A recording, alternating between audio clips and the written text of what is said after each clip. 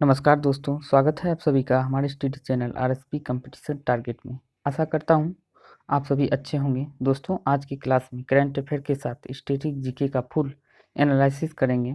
यह क्लास आपके लिए कितना हेल्पफुल है कमेंट बॉक्स में कमेंट जरूर करें। दोस्तों, अगर इस क्लास का आप पीडीएफ चाहते हैं तो वीडियो के नीचे डिस्क्रिप्शन में टेलीग्राम का लिंक दिया हुआ है, वहाँ से जाके आप इस क्लास का पीडीएफ नोट बुक डाउनलोड कर सकते हैं। चलिए इस क्लास को बिना विलंब किए स्टार्ट करते हैं।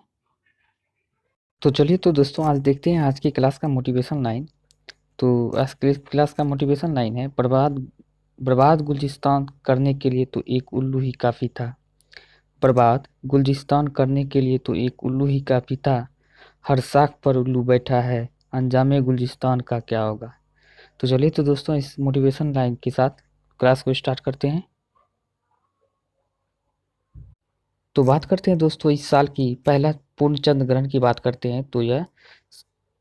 तो इस साल का बहुत ही महत्वपूर्ण चंद्र ग्रहण लगने वाला है, जो प्रत्येक 2 साल में यह चंद्र ग्रहण लगता है। तो चलिए इसके डिटेल के बारे में बहुत ही बेसिक से जानते हैं। तो बात करते हैं पूर्ण चंद्र ग्रहण इस साल यानी 26 मई को लगने वाला है। तो बात करते हैं 26 मई को 2021 को 2 वर्ष के अंतराल के बाद पूर्ण चंद्र ग्रहण दिखाई देंगे और दुर्लभ खगोलीय घटना में सुपर ब्लड मून भी शामिल होगा, जिसमें चंद्रमा थोड़ा लाल नारंगी में बदल जाएगा। और बात करते हैं इसके डिटेल के बारे में। हम बात करते हैं चंद्र ग्रहण के बारे में। तो चंद्र ग्रहण जब जब सूर्य पृथ्वी और चंद्रमा के बीच में आ जाते हैं तो चंद्र ग्रहण लगता है। जब सूर्य पृथ्वी और चंद्रमा के बीच में आ जाता है तो चंद्र ग्रहण लगता है। और चंद्र ग्रहण की बात करते हो तो यह पूर्णिमा के दिन लगता है। और सूर्य ग्रहण की बात करते हैं तो जब सूर्य और जब सूर्य और चंद्रमा के बीच पृथ्वी आ जाता है, जब सूर्य और चंद्रमा के बीच पृथ्वी आ जाता है तो सूर्य ग्रहण लगता है। और सूर्य ग्रहण की बात करें तो यह अमावस्या के दिन लगता है। और चंद्रमा पर जाने वाले प्रथम व्यक्ति की बात करें तो यह हो जाएगा नील आर्मस्ट्रांग, जो अमेरिकी व्यक्ति थे और 1969 में गए थे। 1969 में नील आर्मस्ट्रांग चंद्रमा की सतह पर पहुंचने वाला प्रथम व्यक्ति थे और यह एक अमेरिकी व्यक्ति थे। नेक्स्ट क्वेश्चन की बात करते हैं। निम्नलिखित में से कौन सा टीका अभी तक WHO की आपातकालीन उपयोग सूची में शामिल नहीं है। तो यह कौन सा टीका अभी तक शामिल नहीं हुआ है, तो यह कोवैक्सीन शामिल नहीं हुआ है। और बात करते हैं इसके बारे में। तो भारत बायोटेक कंपनी की दवा या कोवैक्सीन यानी कि कोवैक्सीन के लिए विश्व स्वास्थ्य संगठन की आपातकालीन उपयोग सूची प्राप्त करने को लेकर अस्वस्थ है। दवा निर्माता ने वैश्विक स्वास्थ्य निकाय द्वारा आपातकालीन उपयोग सूची के द्वारा आवश्यक 90% दस्तावेज जमा किए हैं। और बात करते हैं ये वैक्सीन के बारे में। कोवैक्सीन का उत्पादन भारत बायोटेक हैदराबाद के द्वारा किया जाता है। और कोविशील्ड की बात करते हैं तो इसका उत्पादन सीरम इंस्टीट्यूट पुणे के द्वारा किया जाता है। और बात करते हैं विश्व का पहला कोविड-19 टीका रूस के द्वारा बनाया गया था और जिसका नाम स्पुतनिक था। और 2DG दवा की बात करें तो कोविड-19 के लिए DRDO द्वारा तैयार किया गया था। नेक्स्ट क्वेश्चन की बात करते हैं। चंद्रमा पर पानी की खोज के लिए अपना पहला मोबाइल रोबोट कौन भेजने वाला है। चंद्रमा पर पानी की खोज करने के लिए अपना पहला मोबाइल रोबोट कौन भेजने वाला है, तो ये और कोई नहीं, नासा भेजने वाला है। और नासा यह सब कारनामा करने में बहुत ही माहिर है। और तो बात करते हैं नासा के बारे में। नासा 2023 तक में चंद्रमा पर पानी और अन्य संसाधनों की खोज करने की योजना बना रही है। अमेरिकी एजेंसी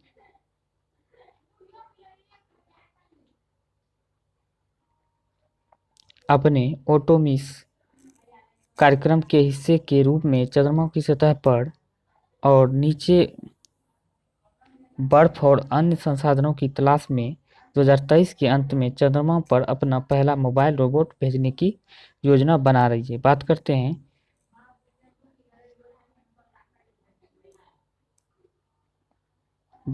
हैं भारत ने चंद्रयान फर्स्ट कब प्रक्षेपित किया था। भारत ने चंद्रयान फर्स्ट को 2008 में PS CLVC-11 के द्वारा चंद्रयान फर्स्ट को 2008 में लॉन्च किया गया था। और बात करते हैं मंगल मिशन की, तो मंगल मिशन को 2013 में PSCLVC-25 के द्वारा मंगलयान मिशन 2013 में भेजा गया था। और बात करते हैं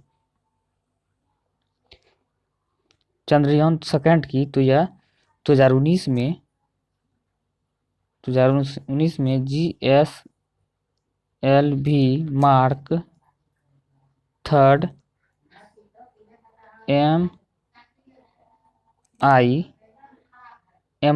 MI के द्वारा चंद्रयान सेकंड को लॉन्च किया गया था 2019 में। नेक्स्ट क्वेश्चन की बात करते हैं,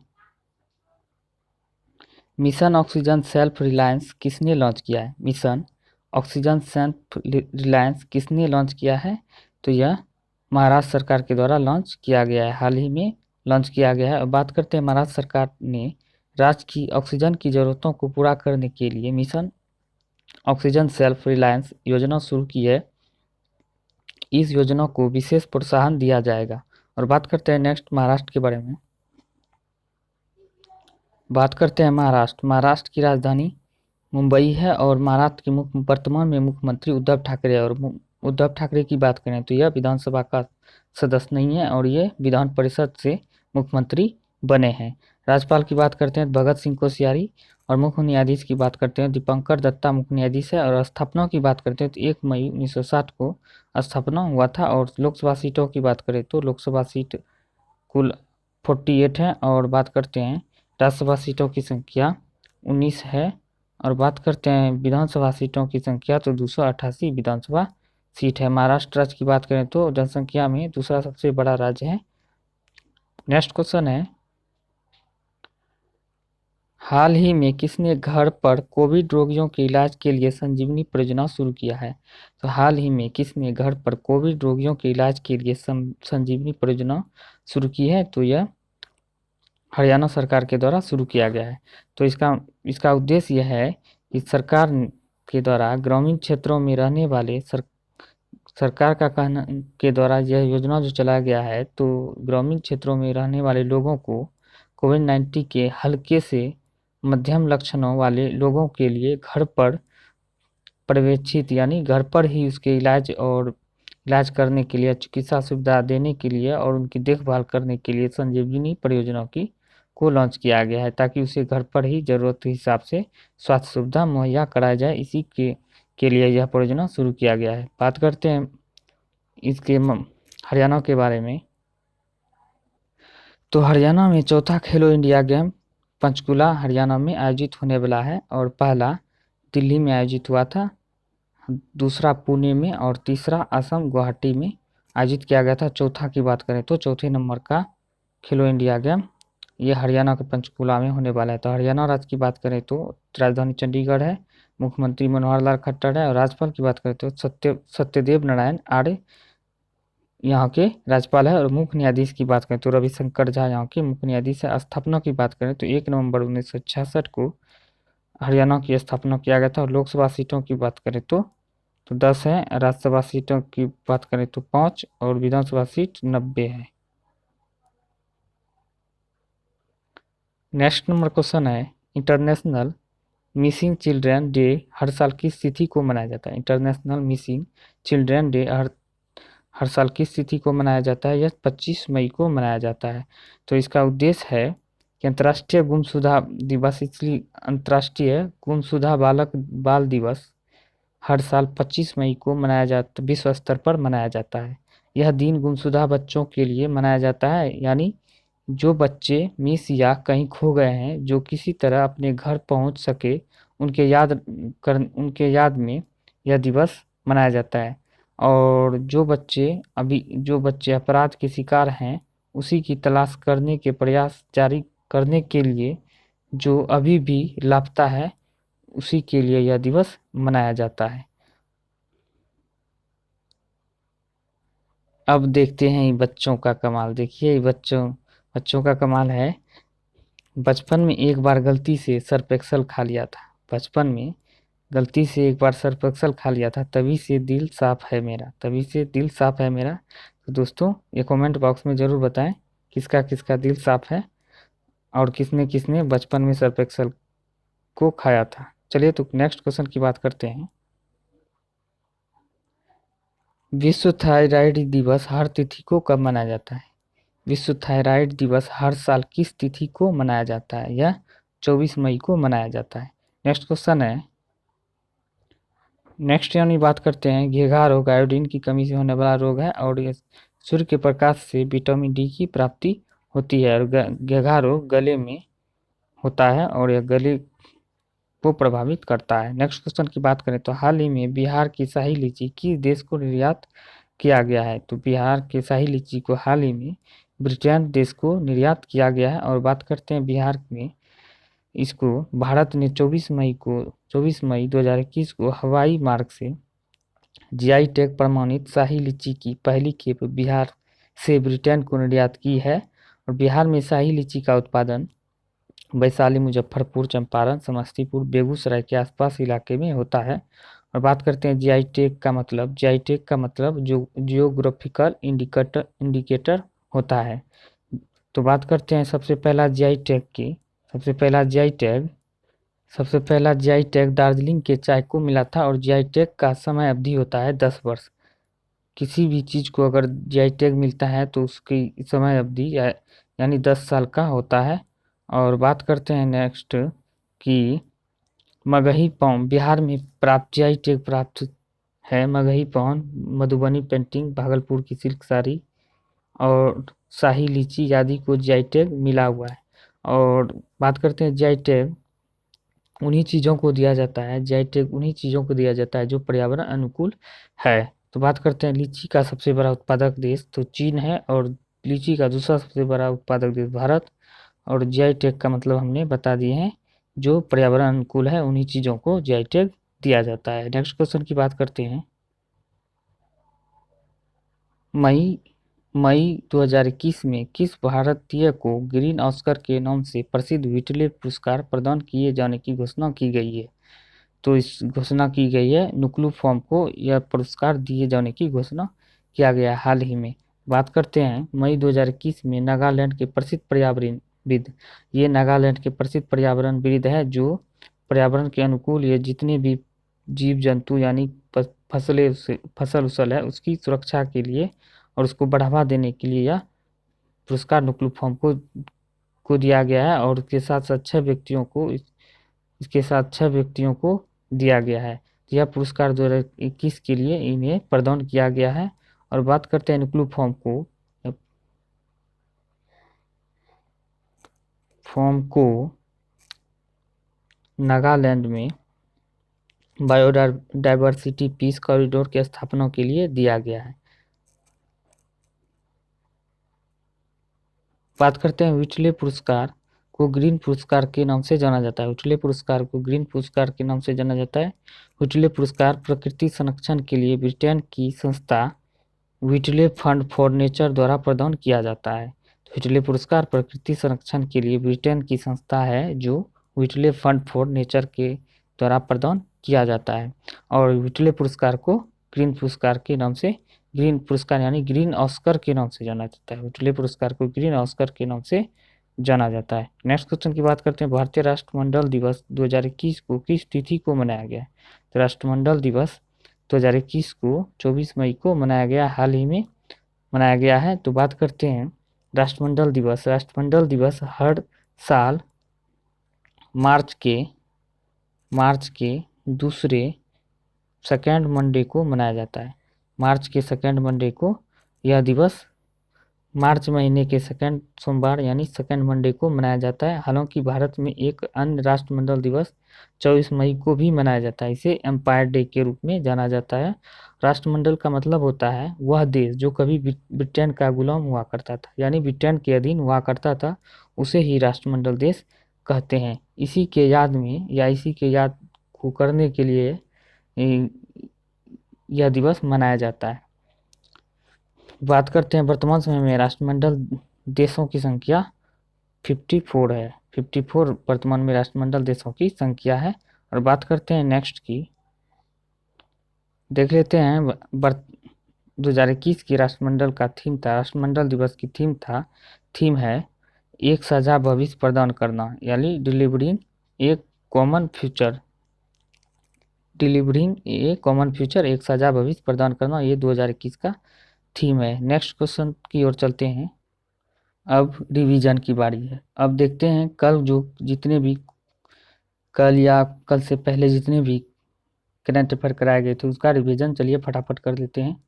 तो केंद्र सरकार ने कोविड-19 महामारी को देखते हुए प्रत्येक ट्रांसजेंडर व्यक्ति को कितने रुपये की सहायता तुरंत उपलब्ध कराने की फैसला किया है? तो यह 1500 रुपये तुरंत उपलब्ध कराने की घोषणा किया है। बात करते हैं भारतीय रिजर्व बैंक ने 21 मई 2021 को कितने करोड़ रुपये के अधिशेष को केंद्र सरकार को हस्तांतरित करने का निर्णय लिया गया है? तो ये 99,122 करोड़ रुपये हस्तांतरित करने का निर्णय लिया गया है। बात करते हैं वह देश जिसने इथियोपिया और इरिट्रिया के अपराध पर वीजा प्रतिबंध लगा दिया है, तो वह देश कौन सा है? तो अमेरिका देश ने इथियोपिया और इरिट्रिया देश के वीजा पर प्रतिबंध लगा दिया है। नेक्स्ट क्वेश्चन की बात करते हैं, कौन सा देश प्रति व्यक्ति आय के मामले में $2227 के साथ भारत से $280 अधिक हो गई है? तो ये बांग्लादेश अधिक हो गए हैं। बांग्लादेश की बात करते हैं तो जिस समय बांग्लादेश आज़ाद हुआ था 1971 में, वह दुनिया का यानी संसार का सबसे गरीब देश था। और अभी की बात करते हैं 2002 में बांग्लादेश से भारत का प्रति व्यक्ति आय बांग्लादेश से दुगुना था। अभी वर्तमान में बांग्लादेश यानी शेख हसीना जुल्फों वाले के सरकार देश भारत से आगे निकल गया, यानी भारत का पोता जो है वो भारत दादा से आगे निकल गया है। देखिए ये कितना शर्म की बात है और हमें इसको सुधार करना चाहिए जो बहुत ही काफ़ी पीछे हो गया है। तो चलिए तो नेक्स्ट क्वेश्चन की बात करते हैं। हाल ही में भारत और किस देश ने कृषि में सहयोग के लिए 3 वर्ष कार्यक्रम संबंधी समझौते पर हस्ताक्षर किए हैं? तो भारत के साथ इजराइल ने किया है। बात करते हैं हाल ही में अमेरिकी अंतरिक्ष एजेंसी नासा ने किस साल में चंद्रमा पर पहला अपना मोबाइल रोबोट भेजने की घोषणा की है? 2023 तक में मोबाइल रोबोट भेजने की घोषणा किया है और नासा की स्थापना 1958 में किया गया था। बात करते हैं नेक्स्ट की, गुजरात के राज्यपाल आचार्य देवव्रत ने कितने अन्य विधायकों के साथ गुजरात धर्म स्वतंत्रता विधेयक 2021 को अपनी स्वीकृति दे दी है? तो यह 7 विधायकों के साथ स्वीकृति दे दी गई है। नेक्स्ट क्वेश्चन की बात करते हैं, इंटरनेशनल हॉकी फेडरेशन के अध्यक्ष के रूप में किसे चुना गया है? तो नरेंद्र बत्रा को चुना गया है। नेक्स्ट क्वेश्चन है, वर्ष 2021 का टेम्पलेटन पुरस्कार जीता है किसने? तो जैन गुडाल ने जीता है। बात करते हैं भारतीय बैडमिंटन संघ परिषद के अध्यक्ष के रूप में नियुक्त किया गया है किसे? तो हेमंत बिस्वा शर्मा को नियुक्त किया गया है। हेमंत बिस्वा शर्मा एक और है जो असम के मुख्यमंत्री बने हैं हाल ही में। बात करते हैं एशियन क्रिकेट काउंसिल यानी ACC ने 2021 एशिया कप को स्थगित करते हुए कब कराने की घोषणा की है? तो 2023 में कराने की घोषणा की है। हाल ही में मोनाको ग्रां प्री फार्मूला 1 की ट्रॉफी किसने जीत ली है? तो मैक्स वेरस्टेपन ने जीत लिया है। मैक्स वेरस्टेपन ने जीत ली है। और बात करते हैं नेक्स्ट की, अंतर्राष्ट्रीय जैव विविधता दिवस किस दिन मनाया जाता है? 22 मई को मनाया जाता है। बात करते हैं हाल ही में किस राज्य के मुख्यमंत्री ने वात्सल्य योजना की घोषणा की है? तो वात्सल्य योजना की घोषणा उत्तराखंड के मुख्यमंत्री द्वारा किया गया है। अमेरिकी राष्ट्रपति जो बाइडेन ने उत्तर कोरिया में किसे विशेष राजदूत के रूप में नियुक्त किया है? तो सुंग किम को नियुक्त किया है। हाल ही में किस सरकार ने राज्य में कोरोना मरीजों के लिए उमंग के बाद अब संजीवनी परियोजना शुरू की है? तो हरियाणा के द्वारा शुरू किया गया है। परमाणु ऊर्जा आयोग के किस पूर्व अध्यक्ष 2021 में 23 मई को दिल का दौरा पड़ने से निधन हो गया है? तो श्री कुमार बनर्जी का निधन हो गया है। नेक्स्ट है, अंतर्राष्ट्रीय हॉकी महासंघ के अध्यक्ष के रूप में किसे नियुक्त किया गया? तो नरेंद्र बत्रा को नियुक्त किया गया है। अक्षय ऊर्जा देश आकर्षण सूचकांक में शीर्ष पर स्थान रहा है तो अमेरिका, और दूसरे नंबर पर चीन, और तीसरे नंबर की बात करें तो यह भारत रहा है।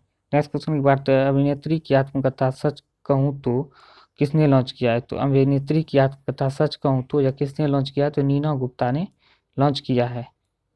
नेक्स्ट क्वेश्चन है कि बात करें तो स्टैटिक जीके। चलिए आइए स्टैटिक जीके देखते हैं। कौन से मुगल बादशाह ने बीजापुर और गोलकुंडा को अपने अधीन कर लिया था? बीजापुर और गोलकुंडा को अपने अधीन किया था औरंगजेब ने कर लिया था। निम्नलिखित में से किसे प्रथम कारखाना अधिनियम 1881 में के अधिनियम का श्रेय दिया जाता है, जिसमें बाल रोजगार को विनियमित करने का प्रावधान थे? तो लॉर्ड रिपन को दिया जाता है। नेक्स्ट क्वेश्चन है, निम्नलिखित में से कौन सा प्रथम भारत रत्न पुरस्कार प्राप्तकर्ता में से एक है? तो सीवी रमन है। नेक्स्ट है, कोरोमंडल का मैदान भारत की किस दिशा में अवस्थित है? दक्षिणी दिशा में स्थित है। कबड्डी खेल में प्रत्येक टीम में कितने खिलाड़ी होते हैं? तो 7 खिलाड़ी होते हैं।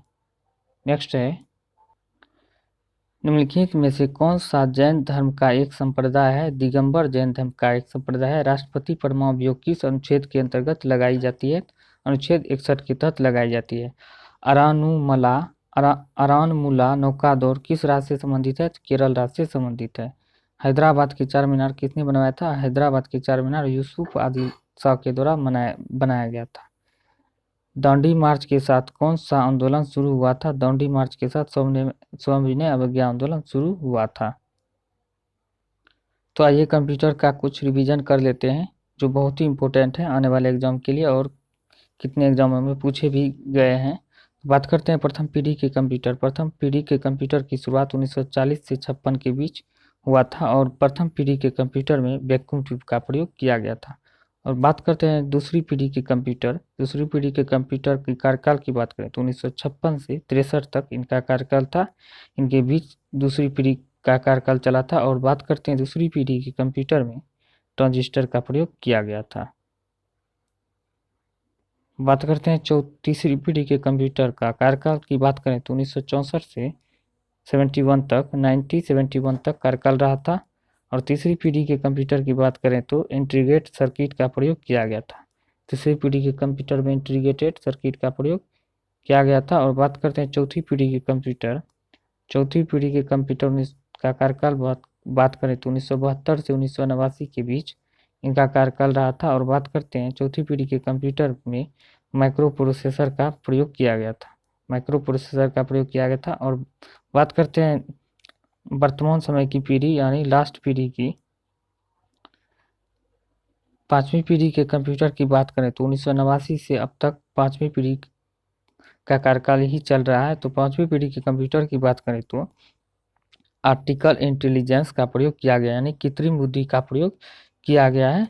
और ये पांचवी पीढ़ी अभी तक वर्तमान में चल ही रहे हैं। तो दोस्तों आज के लिए इतना ही।